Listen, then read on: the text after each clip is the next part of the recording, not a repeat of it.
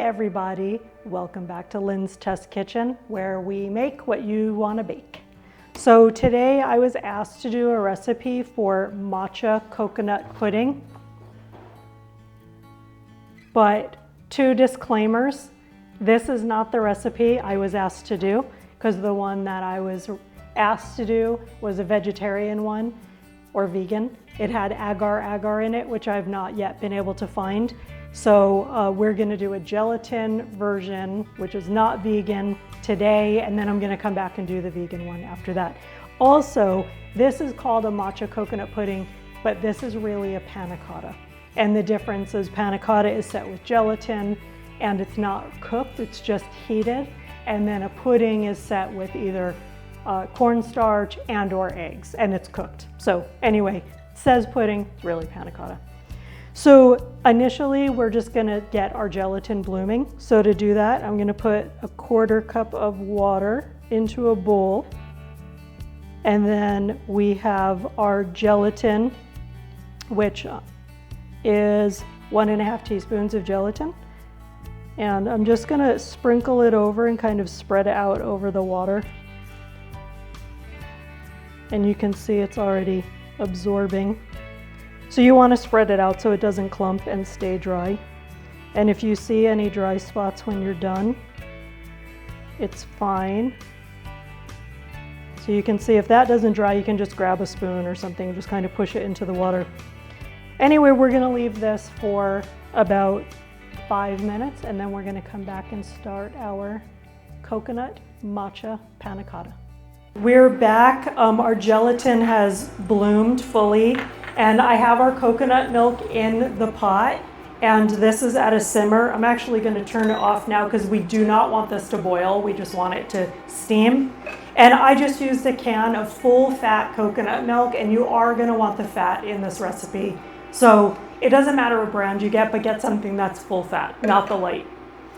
Okay, so we have our coconut milk going, and then I'm gonna put in our sugar, which is 3 tablespoons of sugar. So it's not a ton of sugar for this recipe. And we're gonna whisk that until the sugar's dissolved. Hey, I pulled out this whisk, and this can use whatever makes you happy, but I like this because it gets into the corners of the pot. All right, feels like the sugar is dissolved, and now we're gonna add our matcha. I only had flavored matcha in the house, so we're doing a strawberry matcha, but use plain, or if you have flavored, that's fine. I'm gonna run it through a strainer just to kind of smooth it out. Oh, I can immediately smell the matcha and the strawberry. A vanilla matcha would be really nice in here, or you could add some vanilla extract if you did a plain matcha. Gonna whisk that in. And if this doesn't whisk well, I have my handy dandy matcha whisk. Oh, I do smell that. You It smell smells it? delicious.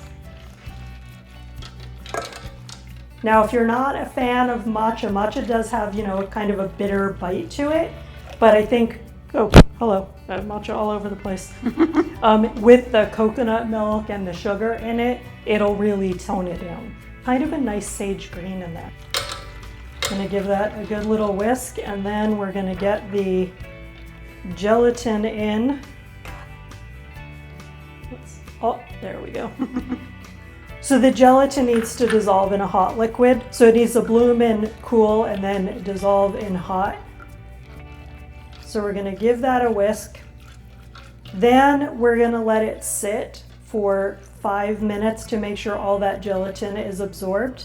We're back. It's been 5 minutes. For you, it's been like 2 seconds, but 5 minutes for us. So I'm just gonna give this a quick little whisk to make sure everything's nicely incorporated.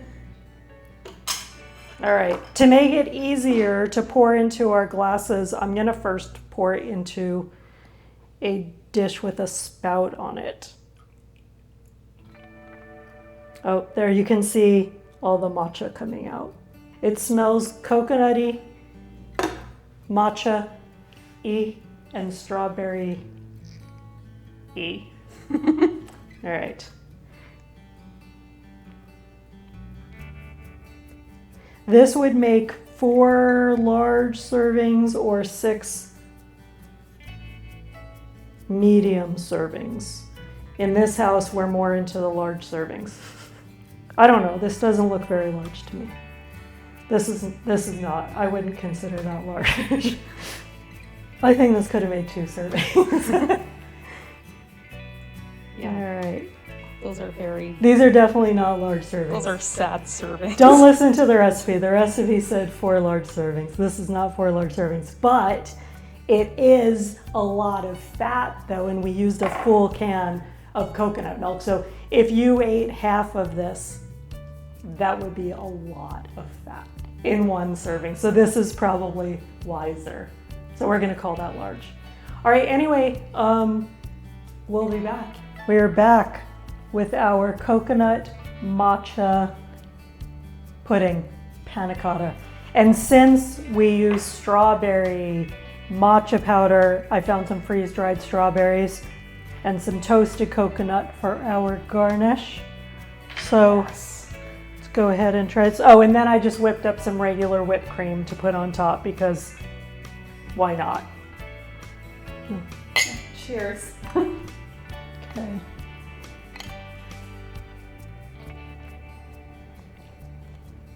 It's kind of bland. Yeah, it's okay. It's okay. It's there. Yeah, I'll eat it. I wouldn't go. I'll eat it. I wouldn't go out of my way for it. No, the whipped cream is delicious though. Yes, I could just eat the coconut, the strawberries, and the whipped cream. Mm-hmm. I would not order this in a restaurant. Mm-mm. I mean, the texture is a good panna cotta texture, but Mm-hmm. The It just- texture's nice.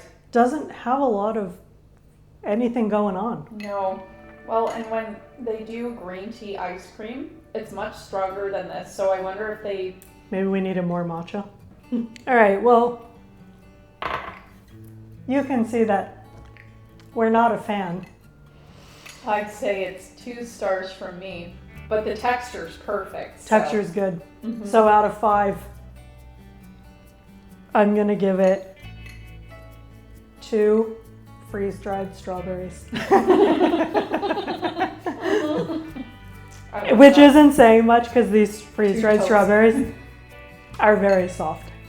So That's true. anyway, I mean, it's all right if you want easy, but there's panna cotta recipes out there that are delicious and This much just better. isn't So one of them. That's all right. it was a good try. Mm-hmm. So, all right, thanks for joining. And I'm gonna say, unless you love really bland desserts, Don't Don't make try. this at home.